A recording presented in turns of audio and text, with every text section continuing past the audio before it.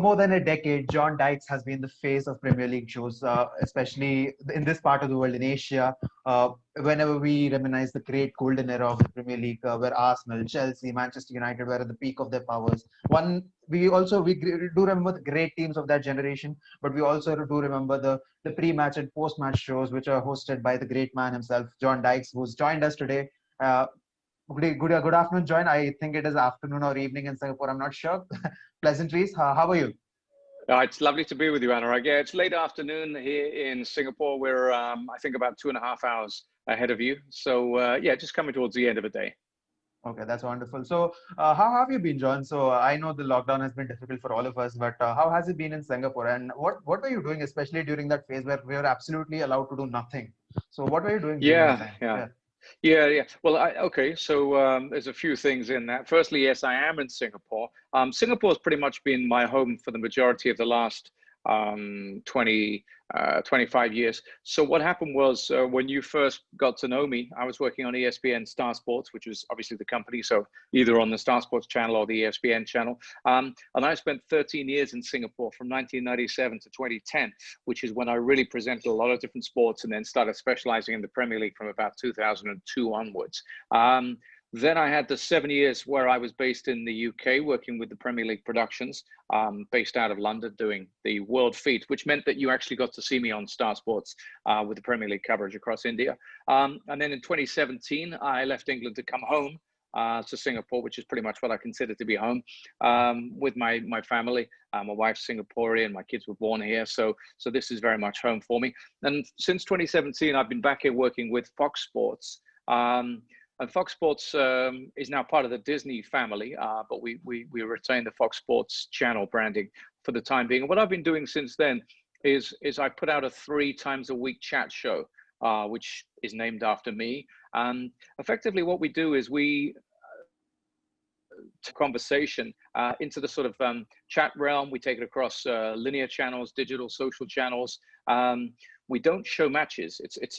I'm not doing what I did for so many years in terms of hosting live weekend matches. Instead, what we're doing is we're taking it into that kind of fan area where we're breaking down things. We're talking to journalists. We're talking to pundits. We're analyzing stuff. We're getting into all sorts of social media fun and games. And that's what I've been doing.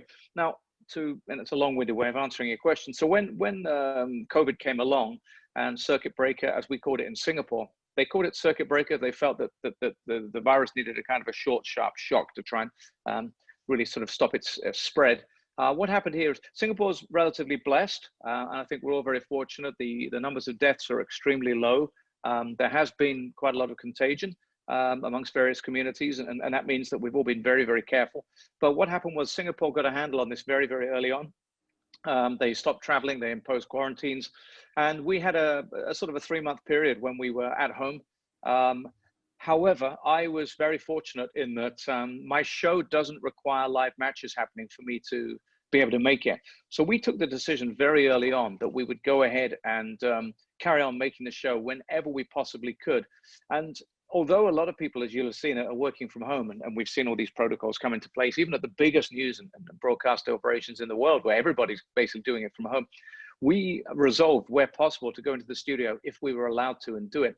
So with some social distancing measures in place and with a lot of difficulty in terms of the numbers that were allowed in the building, we pretty much managed to carry on putting my show out from the studio. It took all kinds of heroics from people behind the scenes. We had people doing 3 people's jobs. You know, we had somebody, if any of you are involved in broadcasting, I think you know your way around broadcasting. We had somebody who would be producing, directing, and vision mixing, like an octopus, you know, basically doing that. I would be in the studio on my own, having put my own makeup on. We'd have one tech person who would set up the cameras, maybe 3 cameras, maybe 2, get the lights organized, get everything set up, and then they would go outside and take care of sound and whatever else we needed. So effectively, we were making a show with maybe 4 people in a galley, and we managed to get it done. So my show carried on, which was great because we had a lot to talk about, i.e. when was football going to come back? What would football be like when it came back? And then when football did come back, we were inundated, as you know. I mean, football was just never ending, a bit like my answer to your question. So yeah, so I've been pretty much busy. It's been one of the busiest years I've ever had, to be honest with you. I only had I think probably a 2-week break this season, and that was after the Champions League final, and then we went back on air the Friday before the first Saturday of Premier League action. So it's just been busy. Yeah, I mean, as you mentioned, because of the lockdown, one area where we've been certainly very lucky is we've been able to get in touch with people like you, because Yeah. usually it is very difficult to get hold of anyone else. So, yeah, talking about that, can you just talk us through your early days in broadcasting? And was it just football that was it just football, or was there any other sport that kept you going? And or you also anchored in Wimbledon, and I can also remember Yeah. some of the golf, Augusta Masters especially. So.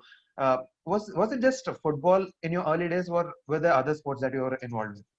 Well, first things first, you can't remember that because you're too young. And I know that your mates are too young as well, but it's very kind of you, very professional to do the research. But no, I think fans in India would be particularly aware of me from what happened was I was in Hong Kong. I previously worked as a print journalist and a TV presenter in Hong Kong. And I started working with Star Sports in about 1995. Back then, I was doing football commentary, mainly on Chinese Super League, maybe Asian Cup football, Asian competitions. But I also, because I'm an all-round sports fan, and because I played a lot of sport and I'd worked as a sports journalist, I covered rugby, I covered all sorts of sports back then in Hong Kong. And I also covered on motorsport as and when needed, Formula One or MotoGP, Superbikes, whatever it may be. And then I moved to Singapore in 1997 when they founded the joint venture that was ESPN Star Sports. And they asked me then if I would come down as effectively their main anchor. We didn't have a lot of on-screen talent back in those days, and I covered everything. So when I first came in, I did a lot of cricket. I've got a strong sort of cricket background. I played a lot of cricket when I was a youngster. I love cricket, and I'd worked on covering it for many, many years. So I used to produce or co-produce and present a twice weekly show called Inside Cricket, which went out on Tuesdays and Fridays on Star. So that was really just a sort of a magazine show that rounded up everything that was going on. I hosted cricket whenever I could. It would be maybe Ashes series. It would mean coming down to India to do Test series or something like that. I was pretty busy with that. And then I would also I did everything. I mean, we had Champions League football back in those days. I used to cover that. That was on ESPN. We had a lot of rugby, all the tournaments, Southern Hemisphere and Northern. I would do that. You're right. I covered for Alan Wilkins when he came in, and I went to Wimbledon a couple of times and did that on site with Vijay Amritraj, the great Vijay. I also went to the US Open tennis a couple of times. I did the Masters. I covered Tiger Woods' Calendar Slam back in 2000 or whatever it was. So yeah, I did a lot. And one of the really big things I did back then was the Cricket World Cup in 1999. When it was on site in the UK, we went over there. We had a vast team, and we loved it. We rented studio space at Sky. And we had this massive broadcast. Every day we had a news program. We had coverage of 2 simultaneous games. And I think we had Charu Sharma working out of the Singapore studios, working on one, and I'd be working over in the UK. Harsh Bogla was with us. He would be on the road traveling. So I'd be in the studio with a sort of revolving team from Sunil Gavaskar to the late Tony Gregg, to Jeffrey Boycott, Ramiz Raja, Michael Holding, they're just the great commentators and pundits. So I loved that. But because I was a football guy, being a British guy, and I'd always grown up with football, we landed the rights to the Premier League in about 2002, I think it was 2001, 2. And my bosses said to me, "Look, would you do the Premier League coverage?" So I said, "Yeah, of course I'll do it." And we rolled out this Asia-wide, like 27, 28 country footprint broadcast, which was effectively Friday night preview shows. We had one called Here We Go. Then we would do the matches all weekend. We had the Tuesday night Football Focus, which became famous for the great rows between Steve McMahon and Chevy Singh. And we'd have Paul Macefield and Jamie Reeves as our sort of regular pundits on that show. And then it was sort of football from there on, which is where I think I became the football guy. But yeah, I covered a lot of sports, and I love a lot of sports. So I'm still really keen on my cricket. I watch a lot of cricket, love my rugby. I watch a lot of that. I love track and field. So yeah, I'm not just the football guy. So because I'm glad you mentioned a lot about cricket there, because in India it really is it's the main sport here. So we do love listening to other people talking about. I mean, non-cricket people talk a lot about cricket as well. So are you watching the IPL? Just a quick question. Just in case. Yeah, I haven't had a chance to see much of it just yet, but I've been sort of keeping across it, and through social and everything like that. I'm really glad it's happening. I Yeah. mean, it's just been horrible having no chance to see anything. The English Cricket Board got really lucky because they managed to get a whole bunch of cricket played, you know, and thanks to Pakistan, who did, I think, a fantastic job, and the West Indies, of course, getting over there, being highly professional, producing really entertaining cricket, and then culminating in, I think, one of the really great 50-over games I've seen recently when they just lost to the Australians. Yeah, they've been really blessed, and not just in terms of the entertainment, but also financially. I think it's saved them some money. They still lost a lot of money on the summer. And I think it's the same with the IPL. Just the fact that there's actually something going on is really important. And you know, I think it's vital that sport tries to find a way right now. But I love T20. I really do. And you know, whether it's IPL or whether it's the Big Bash, that is one of my favorite little. It's not like, you know, indulgences or extravagances. It's just something I really like to sit and watch if I get time. Yeah, truly, we do understand that. So, we can talk about all of that as much as we can, but what we associate with you the most is the Premier League, and what we associate with you the most is the Football Focus, the Match Day Live. These are the shows that we've seen you Yeah. over the years. So, what was it the most that you enjoyed about covering the Premier League, especially these shows that I've just mentioned?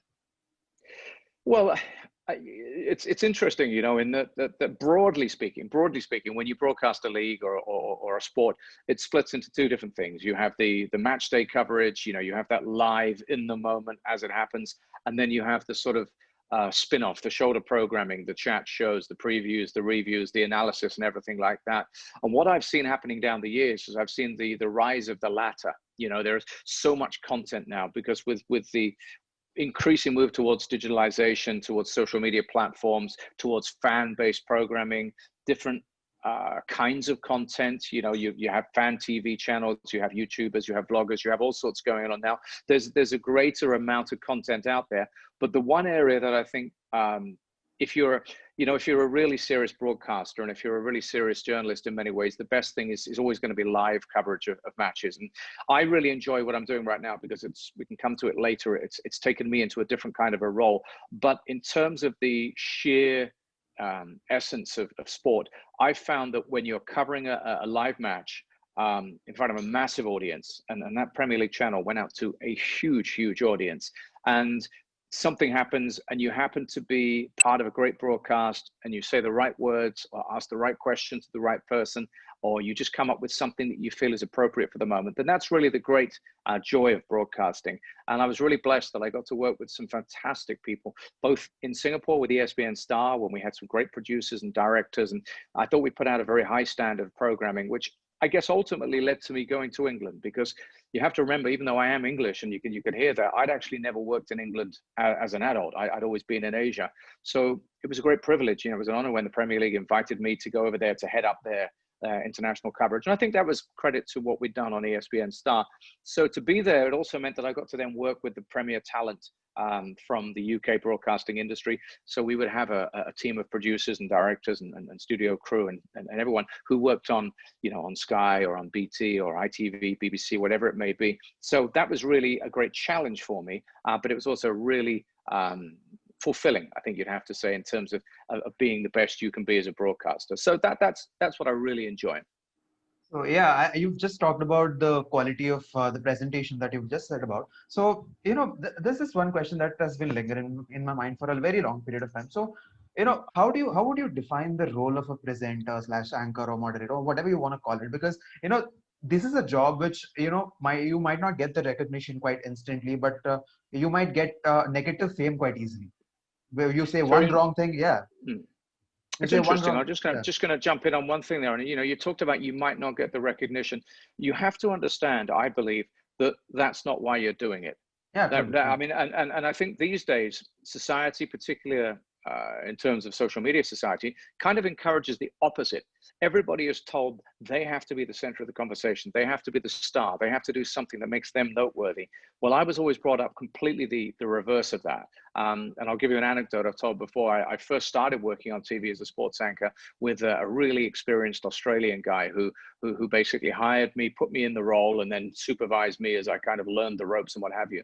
And I was covering a cricket test once, and one of the umpires had made a couple of contentious decisions. This was long before we had any kind of decision reviews going on. A couple of contentious decisions, and during the tea break, we'd gone away and, you know, we were in a break or whatever, and I'd had a look at a couple of them, and I'd seen some of the comments coming through from viewers that, you know, about this.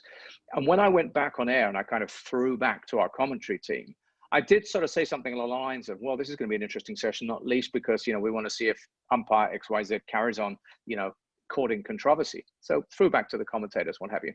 And as I was just, you know, heading out to get a glass of water or something, my boss walked by, and his broad Aussie accent, he said, Dykesy, I don't bloody pay you to have an opinion, mate. And that was interesting. It was, you know, okay, fine. So the point was, it's up to the pundits to say that. It's up to everybody. So what I'm going to say is when you're a broadcaster, to answer your question, the essence of what you do is not about you. It's about the broadcast. It's about the unity of the broadcast. So you're just one part of it. Your producer conceptualizes what this program is going to be. Hopefully hand in hand with you, he or she will develop a flow of content. You may even work together with somebody else in terms of who would be the most appropriate guests for that one, who you then prepare questions for and knowledge about that you can elicit the best answers from them. Then you have to make sure that you've got your research, your stats, your knowledge in place so that you can actually editorialize what it is that you're broadcasting pre, during, and post.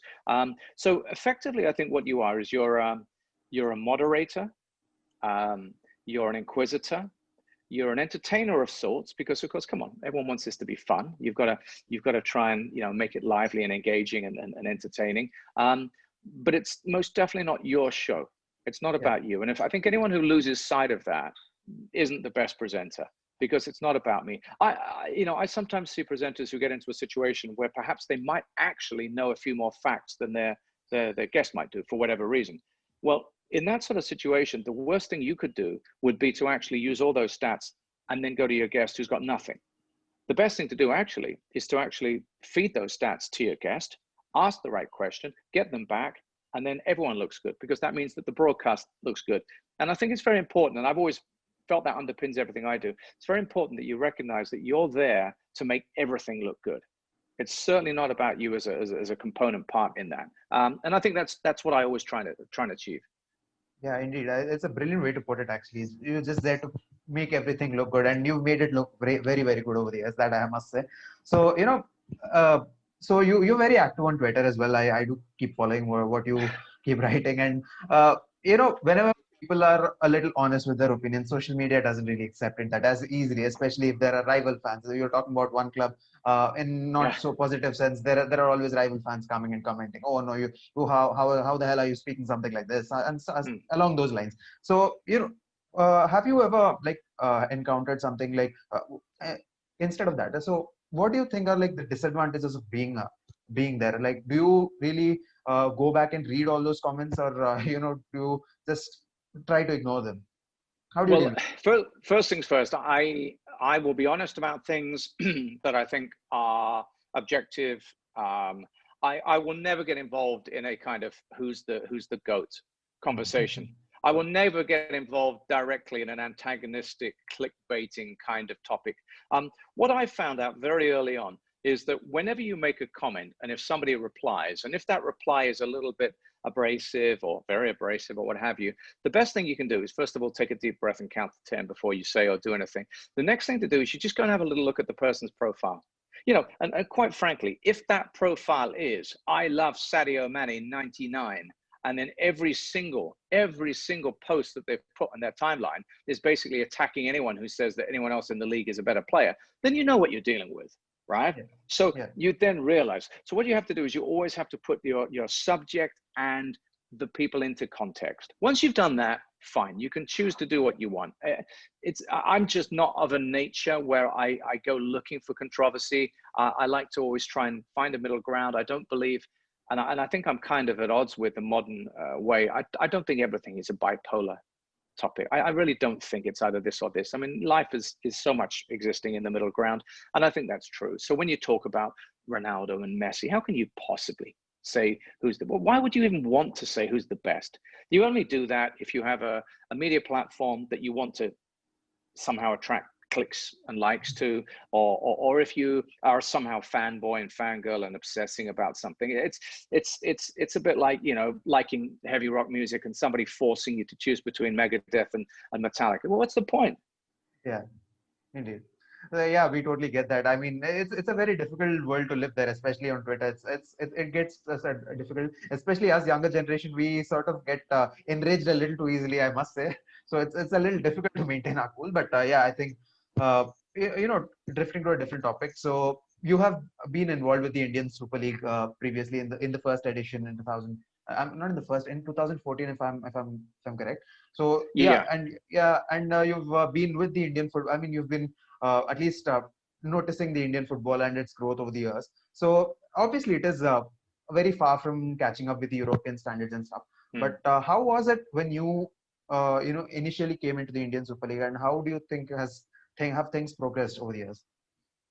Yeah, I think my first real association or first knowledge of football in India came in the late 90s when I was working at ESS, and we used to cover stuff. And it used to be, you know, we would get to, you know, Mohun Bagan against East Bengal, and I would go, man, what is this stadium? You know, what's going on here? And I'd be listening to guys like, you know, Novi Kabadia, and you know, I would have a sense of what was going on. I got to know Baichung Bhutia, who came and did a bit of work with us, and you know, so I had a sense of it then. But my first really serious involvement came when you're right, when I used to go and do a little bit of work with Star, because I've always had a fantastic relationship with Star, with the guys at Star India. I think they do a good job. And when I was working with the Premier League, I'd go across there and I would help, you know, train some of their guys and mentor them and what have you. And it just coincided with the Super League coming along. And when the Super League came along, I got along when I could to a couple of games and checked it out. And I also hosted the draft ahead of the second season. So, you know, I haven't been as involved for the last few years, but at least at the start, it was really good to see what was happening. And what I was really impressed was I knew about the traditional, you know, Goa, Calcutta. I kind of knew about that. But when I suddenly started seeing Chennai in, and when I started seeing the crowds and the engagement and the average attendances elsewhere, even what I was seeing in Mumbai and Delhi, you know, I was thinking, hang on a minute, you know, there's the fact that you could sustain a Pune team and a Mumbai team was really interesting to me. So I could see what was coming along. And I always used to get people asking me, okay, why aren't we getting the big teams? Why aren't we getting this, that, and the other? And my answer was always infrastructure. And I felt that once India developed the infrastructure in terms of the stadia, the training facilities, everything that supported something, and of course the Under-17 World Cup was a big boon for that. I felt things would really accelerate. I think the other thing is, you know, you talked about being in an age where everyone gets angry too quickly. We're also in an age where we expect results just instantaneously. And, you know, and building that kind of infrastructure, and I mean in a footballing sense, is something that was always going to take a while. But I remember maybe 8 or 9 years ago saying, you know, by the time we get to the turn of the decade, we will be seeing big clubs coming to India. And I think that's borne out now. I think we are now seeing that this is happening. And that's really in large part down to you have to have a professional league structure. You have to have a league structure that supports grassroots development. And then once that's in place, then you will see things starting to happen. And I think, you know, India's growth has been really quick in global terms when it comes to this level of professionalism.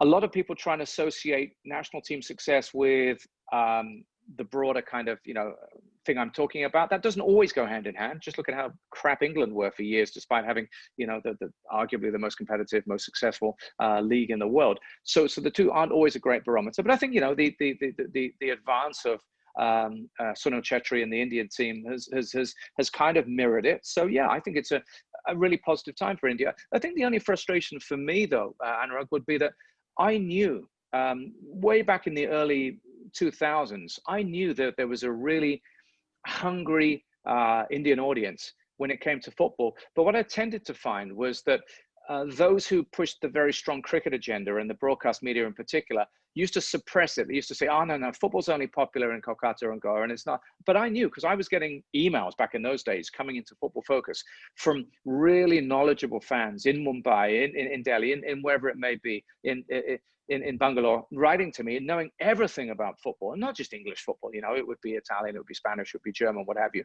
So I knew it was there. So it's no great surprise to me that things have taken off as they have. Yeah, indeed. I think the thing that you just mentioned of the other sports getting suppressed, it sort of happened for a long time, even after the ISL came in. Yeah. If there were six channels in a broadcast, four of them would be, giving cricket, and two of them for the other sports, which is a very, bad imbalance there. Which, maybe it still exists. I don't know, but I think things have improved with ISL. That is a great thing, but Mm. hopefully that is we improvement is what we can hope for. Yeah. Yeah, I think sponsorship is part of it. What I noticed, and I think a lot of people didn't fully understand what it meant. If you look at TV coverage, for example, what used to happen was you would have on any given day, there might be India might be playing in an ODI, right? And then later that night, there might be a really big game in Italy or Spain or what have you, but it wouldn't get shown because what instead would be shown would be like a 6-hour cut down of that day's play. And what used to happen then was the executives knew that they could sell adverts around the 6-hour cut down of cricket more than they could around that one-off football game. So that's what used to happen. And there used to be a lot of frustration amongst the football loving audience saying, well, hang on a minute, there's no direct live clash. Why aren't we getting the game? But that's just to give you a sense of why that happened. But once people realized that they could monetize, I think is the right word, football matches, then that all changed. Then suddenly you were able to get much more football coverage. Yeah, indeed. It still happens with, you just mentioned Spain, especially. The moment Cristiano Ronaldo left to Italy, I think the Italian football got more coverage than Spain did. Honestly, besides the big derby games like the Real Madrid, Barcelona, or the Madrid derby, we don't really get to see any of these on television. So I think to a certain extent that is still prevalent. I think they still are focused on the attractive content, I think. Yeah, I mean that's again part of the way that the sport has changed. You know, when I was growing up, you never supported a player, Yeah, let alone a coach. You yeah, supported a club, you true. know, and yet, you know, there has been, particularly in Asia, where there is, I think, far more of a kind of a movement. I mean, I'm talking broadly culturally towards hero worship, idol worship, you know, and it could be from, you know, K dramas and K pops to Bollywood to whatever it may be. There has been a tradition where you actually, you know, passionately, devotedly follow a person, a celebrity, more than you might do a team. And so that's why I've known all along, quite naturally, that somebody might say, I support Manchester United, but I'm also a huge fan of Sergio Aguero. I mean, literally, you know, you might hear somebody in China or somewhere saying that. And you have to not mock that. And I hate it when people talk about plastics or anything like that. You just have to understand the cultural behind that, cultural reasons behind it. And I think that's the same. You know, you talk about, you know, a league recognizing the pulling power of Cristiano Ronaldo. And yeah, that's right, because sponsors in markets like this still go down that route. So they're still going to go down that route of saying, like, who gets the clicks, who gets the likes, who gets the engagement, we're going to cover that. And it is unfortunate because if you look at La Liga, you know, I think there's a great democratization going on there. I think Real and Barca have got themselves into problems of their own making in certain ways. And that means that the Sevilla story is a compelling one. If you look at Atletico, you know, there's a lot about that league beyond the Clásico. Indeed, indeed. So, especially during in the last few months, especially we've seen there is, as you just said, the democratization. I think that's a great way to put it.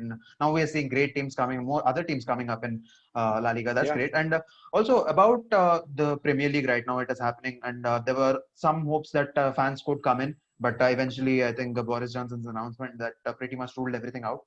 So, how do you think Premier League will pan out in the next few months? Because do you think the home advantage is anywhere down the line going to diminish or going to be the same way as it was once? And who do you think are the favorites for this season?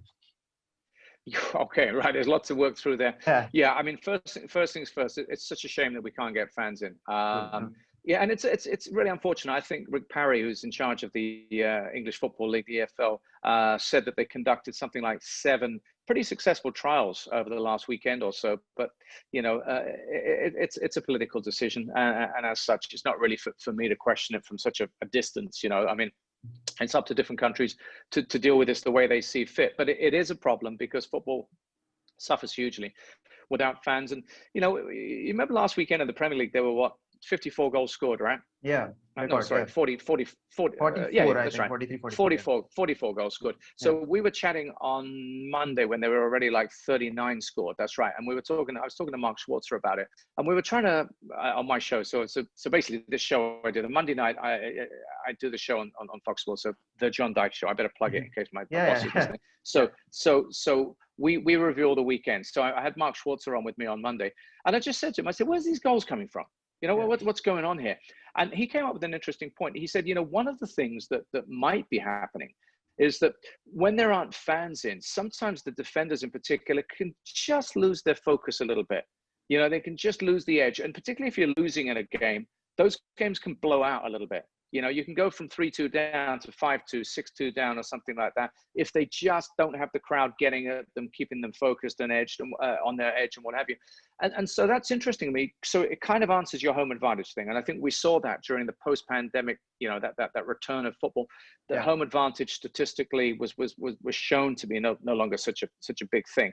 So I think that will continue one way or another. I look at that. I mean, Newcastle getting absolutely destroyed at home by Brighton. You know, that you just couldn't see that happening with the pack St. James's. So you know, even Brighton, I think, are a very good progressive team these days. So I think what we're going to see then is we're going to see this is going to be incredibly debilitating. This is going to be so tough on clubs. You know, Spurs got lucky that the Carabao Cup game was postponed, maybe a walkover, I don't know, against Leyton Orient, because they would otherwise have played Tuesday and then Thursday night they're playing in Macedonia. Win both of those games, and it's a Sunday game in the Premier League. Then it's Tuesday, Thursday next week. Then it's Manchester United for them in the next game after that. So, you know, you're really looking at the early stages of a season where the squad will just be shredded. You know, and this is going to happen to everybody. As a result of that, what we will find happening, I suspect, is that some of the weaker clubs, as the league starts to take shape, they might find themselves, I'm not saying giving up on the big games, but they might prioritize those against the teams around them. You know what I mean? Sort of saying, listen, you know, we're up against Manchester City away, but 4 days after that, we've got a game that is a 6-pointer, as it were, at the bottom of the table. I think maybe that could happen. They could just preserve their stronger players and put out slightly weaker squads for those teams for those games. I think what will happen, and we have seen, is despite everybody saying that there would be relatively little transfer activity, I think everybody has realized that they just need to power up their squads as much as they can. So that's why we've seen way more spending and way more movement than I ever thought we would possibly see. And that's included like domestic movement. You know, there are players who perhaps don't want to move overseas, and it's understandable with their families at this time, but they are moving around within the Premier League, within the country. So as a result, everybody's trying to bolster their squad, and it's going to be the survival of the fittest. You know, I honestly think it's going to come down to this. If it comes down to Liverpool against Manchester City, it's going to come down to which squad takes the biggest hits, who's got the best cover in certain areas. I think that very, very long-range forecasting will be kind of how it pans out, I think. Yeah, I think you just about more spending and more transfer acquisitions. I wish, as a Manchester United fan, I could agree with you there, because we have just signed one player. But yeah, hopefully there's something our club does.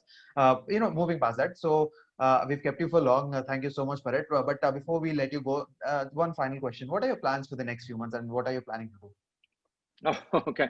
Well, I don't think I'm going to be traveling anywhere. That's for sure. Singapore's got a few green lanes open with a few countries nearby. But in all honesty, what happens is, because I have a 3 nights a week commitment with my show, once we're in season, I find it very hard to travel too much. I occasionally get away for a weekend, usually for work, if there's something on for me to do. But I mean, no, we're just going to carry on making shows. You're right to say that there's been a massive exponential rise in the number of things like this, interviews with different organizations, podcasts, what have you. There's also a lot of conferencing going on. You know, I find myself involved, maybe moderating panels, maybe getting involved in conferences and what have you, which you can now do so much more in this kind of virtual realm. You've caught me in a very relaxed setup here. I do a little football insert, a little chat once a week on ESPN Sports Center International, which sees me switch the background out for a few football pictures and put some lights in and what have you. And I do that once a week. So I'm sort of, you know, I have quite a lot of commitments in terms of making my own show, doing that. One of the things I do very closely with my show, and one of the reasons why I've kind of moved more into this realm, as much as I'd love to carry on presenting live football matches, firstly, I wanted to move to Singapore with my family because I consider it to be home. So this was important to me. But also, I think you could carry on trying to.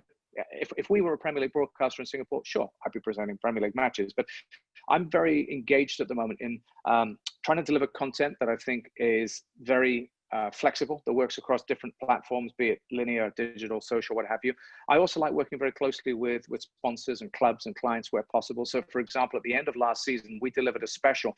As a United fan, you won't want to hear this, but we delivered a Liverpool title celebration special, which we worked together with on Standard Chartered, one of their sponsors, and it was fantastic. So we put out a 1 hour show in which we talked, and we put it out just after the end of the season. We had Sadio Mane on the show. We had Roberto Firmino. We had James Milner. We had Joe Gomez on there. We had legends like John Barnes on the show as well. So we basically were able to put together a celebration, and effectively we engaged the fans as much as possible.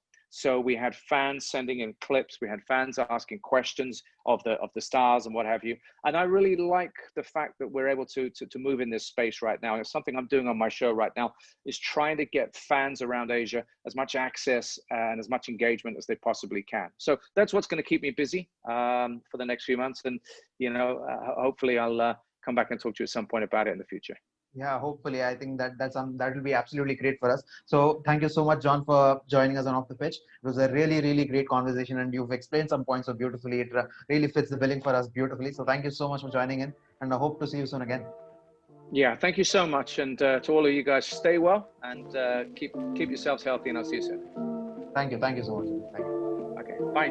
Bye, John. Thank you.